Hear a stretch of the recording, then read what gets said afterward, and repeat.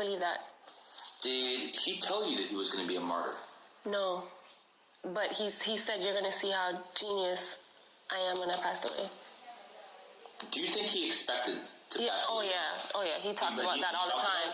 Talked about it all the time, and he told me that he wasn't going to make it at 21. Me and plenty other people all the time. Stop. Yeah.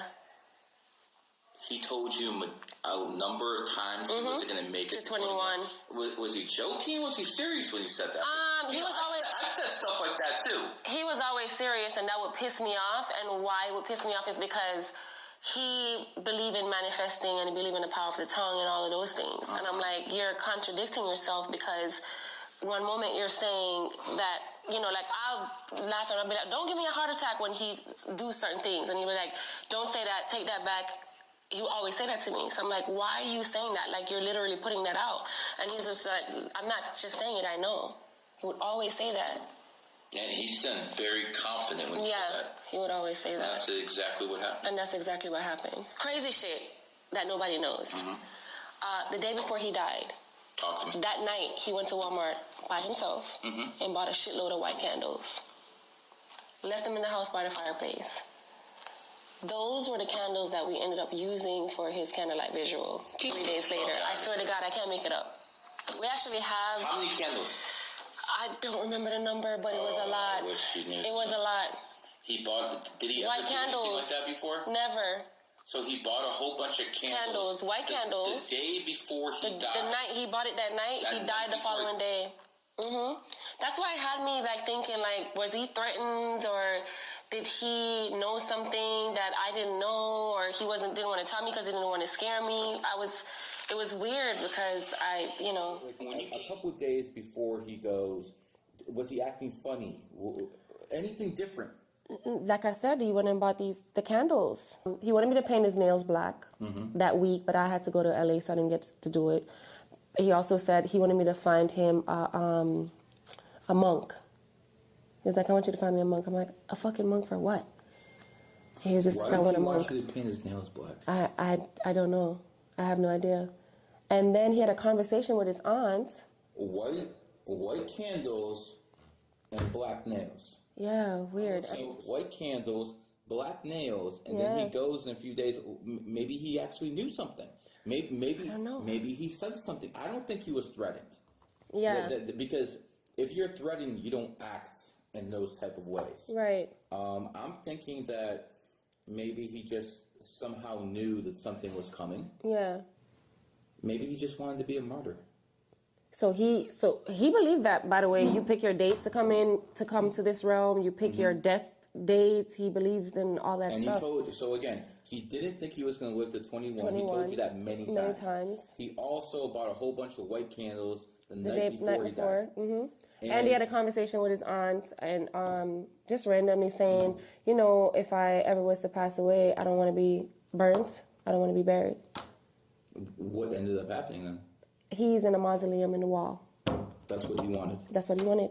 I'm thinking that's what he wanted if he didn't want to be burnt. And that's the Egyptian way, right? If you don't want to get burned or buried, you're going to be... There's pretty much no other way to do it. When I went to the where he's buried, they had one mausoleum ready. Are you kidding? It's underwater.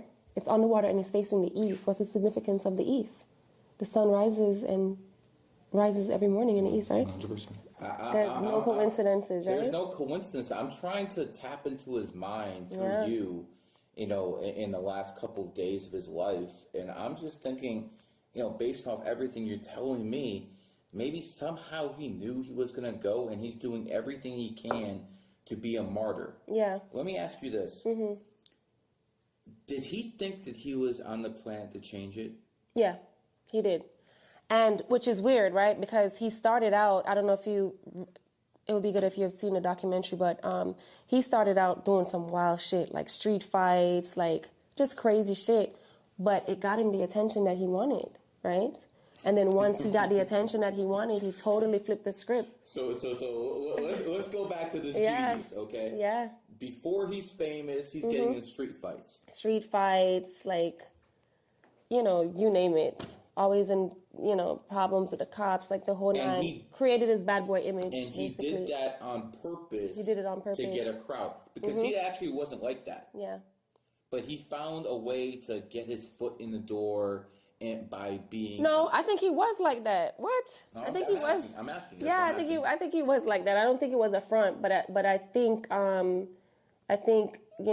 maybe the growth or the evolution or whatever you want to call it, at some point, something clicks like, okay, it's time. You already have... Was that his... Did he tell you that was his plan? No. Okay. He didn't tell me that was his plan. He spoke about it after. Okay. He said, I started doing shit that I know would get the kids' attention. The fights, the this, the that. When was this happening? When these fights happening? Oh, he started early at 15, 16... 14 street fights. So he's getting his internet fame. Yeah. Building it up. And as soon as he has his fame, he switches. Yeah. Tell us when that switch happened. The switch happened, I would say, because he was still getting into shit in 2017 when he got out of jail. He was still getting into shit. And then, like, 2019, he got out in 2017. Like, late 2017, the switch happened. And he said... leading into 2018. Going into 2018, what did you notice that was different about him? That he was more of a leader? First of all, he had a half and half hair. That's when he was a tyrant, right? And he said the hair represent light and dark. Okay. Then he led into the white hair. That's him, like, now shedding his old ways and coming into all right, I have a responsibility to these kids. And blue hair is when he's arrived.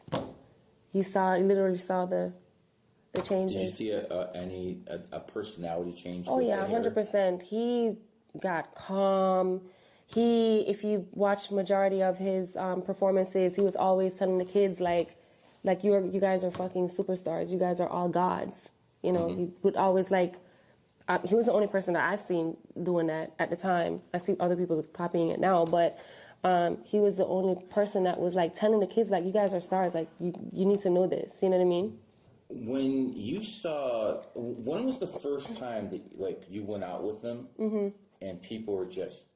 Well, how? Because I'll just put it out there. Yeah. Listen, I'm not anywhere near your son's star power, okay? I've been to restaurants with my wife and kids, and women just walk out the blue and like, oh, Garrett. So I can only imagine when you have this level. Yeah. What was that like? It was pretty shocking. I think, I don't even think he understood himself because, like I said, he was locked up when he got famous. He was locked up in jail for a year. Got out in 2017, and we decided that we're going to do this pop-up concert in one day down in Wynwood. That shit was crazy. I've never seen anything like it. They literally had to shut it down because there's kids in the street, and I couldn't get to the car. It was so That's bad. The day you knew, right? Yeah, it was so bad. When I finally got to my car, the kids were like shaking the car. The police had to come and like take him out and put him in the middle of two cop cars and escort him, and I had to go pick him up from the police station. People thought he was being arrested again, but it was just unsafe. It was unsafe. It was unsafe, yeah. And that's when I knew. And then when I realized he really made it is we went to Boca Mall and we were in Gucci. And I'll never forget it. Within, I don't know how the fuck these kids found out that he was there. They had to close the doors in Gucci. And I never knew that they had like back doors that you can lead through to come out, like hallways in between the walls to get out to the, outside until that day. Is that the day you started getting security for him or something like that, bodyguard? I always told him that he should have security. He was more so on me having security, which is weird. I can understand that. Yeah. I can't 100%. Yeah, he. But he never had security himself? Yeah, he would have security sometimes when he's going to like big shows or certain things. But I think part of him wanted to be a regular person too. So he would want to run errands and do this stuff around town. And I'm like, bro, you can't do that. But his thing was, you need to have security. I'm like, I'm not famous. Like, why do I need to have security? But he was hell-bent on me having security. Did you listen to him? Which is weird. listen, I didn't have a choice. Like, he would have the security guard at my door every morning at 6 o'clock, sitting out there waiting. Whatever errand she got to run, if she got to go to the grocery store, get her hair done, like, he's just ordered to be there, whether I liked it or not. I don't know. Was he soft with anywhere except you? Soft with anyone? Except you. I think he had his time, because he was also very giving. Always wanted to do help people. He did a lot of shit behind the scenes that he never publicized. Was he materialistic? No, not at all. Not at all. It's the craziest thing. He didn't care about money at all? Never. He would wear toms, I think they're called. Wear the same clothes 2-3 times for the day, like 3 days in a row. Never really cared about jewelry or anything like that. So he would never be the Rolexes? None of that shit. In fact, the necklace that he had on that day that they tried to rob him, I gifted him that necklace, because I was just like, you need to get something nice. Like, you're a superstar. The gold. Like, she wants to put some gold on. I'm like, you know, like, you're a superstar. You do so much for everybody. You don't even have a nice necklace or whatever. So I gifted it to him, and yeah. Let's go back to the day he passed away. Mm-hmm. When you heard the news, yeah, obviously you're saddened. How quick did it take you to think, well, he said he was going to make it to 21? How quick did that hit you? Man, honestly, it didn't hit me at all, because I was just in fucking shock. Like, I was just like, wait, what? Like, even when the police told me, like, he expired, which is, he was so callous. They said what? He expired. He was so callous when he told me that he expired. Yeah. Oh, you're a piece of garbage. Yeah. That was. Yeah. He was like, oh, he expired. I'm like, what? What do you mean? But then after that, like, I really believe now in out of body experiences. I've always heard people say it, especially in court, and I'm like, yeah, right. Like, no, I had that for real. I went through that for real, out of body experience, like, completely, like, zombie gone completely. When did you start putting together, he said, oh, I won't be here at 21? I think I was so grief-stricken for a while that maybe I started really thinking about that type of shit. 8 months into a year down the line. Is that when you started getting into numerology? Yeah, Astrology too? yeah. I started like trying to figure him out and trying to see if there's a way that I can contact him. Like, it's weird. I started seeing all these spirit boxes on YouTube, and people. Yeah. One of them, I actually heard his fucking voice. It sounded like his voice. I don't know if they're playing or how they did it. I'd be very careful with gypsies. Yeah, no, I mean, I haven't reached out to anyone, but I just, was like listening to that type of stuff and.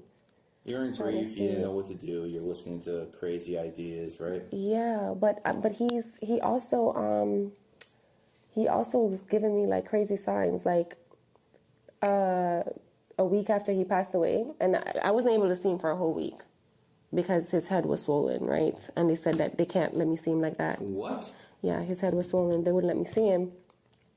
So a week later, when I finally went to see him, I think his spirit followed me home or something, because I smelt. So what they did, how they embalmed him, or they did something where they able to put him in a wall and he doesn't rot, right? You dehydrate, but you don't rot. So if we should pull him out right now, he would have everything intact. But whatever process they use, whatever chemicals, I smelt it the whole day in the house. And then a few days later, he turned the light off on me in his room. I was in his room, in his bed, and the lights start dimming until it turns off. And I sat up like a fucking zombie, like, what just happened? Because I got scared for a minute. I was going to run, and then I'm like, it's him trying to, And then the light, it came back on and slowly went back to where it was. Do you believe in that kind of stuff? I mean... Have you ever seen anything like that? Yes. Yeah. But, there's the logical side to me, Yeah. and there's the other side, like, was the power out in No, the rest of the house? Those are usually it's a maestro switch. You have to tap it for it to even get to, like, it dims or, it's like Have how. you had any other experiences like that? I've had a heart in the sky that's on my Instagram. A fucking heart in the sky. What about on his birthdays? Did you maybe any type of messages? on his birthday? Nothing on the birthday, but on the death day. On the death day. Death day. I have it. I have the video I can show you right now on my phone. June 18th, exactly a year after he passed away. I had a double rainbow outside, and it landed on my house. You know, usually you can go to the back of the house and see where the end is. It was on top of my house. Double rainbow. Any doubt that's him? Of course, 100% that's him. 100%. And I also felt him sit on my bed one night when I was sleeping. I felt the bed just like, you know when someone sit on a bed? I felt that. And then I also have a video on my phone. A friend of mine bought me one of those bears, the Build-A-Bear. And she put a voice box in the Build-A-Bear. She was able to extract his voice some kind of way, and it says, I love my mom to death, she's the apple of my eye, because he did an interview where he says that, right? So she pulled that part and she put it in the bear. And one day I was getting a massage in the room, and the fucking bear, you have to squeeze it, by the way, for it to talk. The fucking bear starts talking on its own. And I was able to capture that on my phone. So he's definitely sending you messages. He's sending you messages. Knowing what you know about your son, was this his whole plan from the very beginning? 100%. There's a song on the last album that he actually curated, and it's called Train Food. You need to listen to that song. He basically describes the day he dies. He says, I think he said, I was dressed for winter weather, but the summer rays was kissing me, right? He died June 18, was the peak of summer. Kids were just about to get out of school. He had on a hoodie with a Gucci jacket on. And he spoke about seeing his killers in the song. He spoke about, you know, you could have had a son or a daughter. He spoke about dying that day in that song. Anyways, I want to thank you so much for this interview. Is there anything else you'd like the people to know about your son? Not just his music, but what did he love besides his mother? What did he do in his free time besides read? Is there anything like meditate? Is there anything he did? He loved video games. Love video games? Which Yeah. one? Kingdom Hearts, Fortnite. Fortnite. Yeah. I keep hearing that Fortnite. I've never played it myself, Yeah. but I mean, so he was a Fortnite player, huh? And Kingdom Hearts. Yeah. What's the thing you miss most about him? Oh gosh, he was so loving. He was a mama's boy. He was a mama's His boy? first tattoo was Cleopatra across his chest, and I was furious about it because What did you say? I was screaming. I love my mother, but I'm not gonna fucking put that Cleopatra. shit He on. was like 15, and he 15. kept saying he wanted to get a tattoo, and I was like, no fucking way. And he went out and did it himself. It was all crooked and fucked up, and but it was Cleopatra. And I didn't ever get to dance with him or. Never got to dance with him. What do you Yeah, mean? like, dance with you, dance. I got you. Okay. Yeah, or even go with him to collect any awards or anything like that. I didn't get a chance to do any of those things. Do you do that now? I do it on my own. Yeah. Yeah, but, just the things that I would have loved to, be a part of. I missed out on, but. Maybe that's why he chose you to be his mother. Because I'm the GOAT. Well, literally. Literally. I think that's a good way to end it. This has been a GG33 production.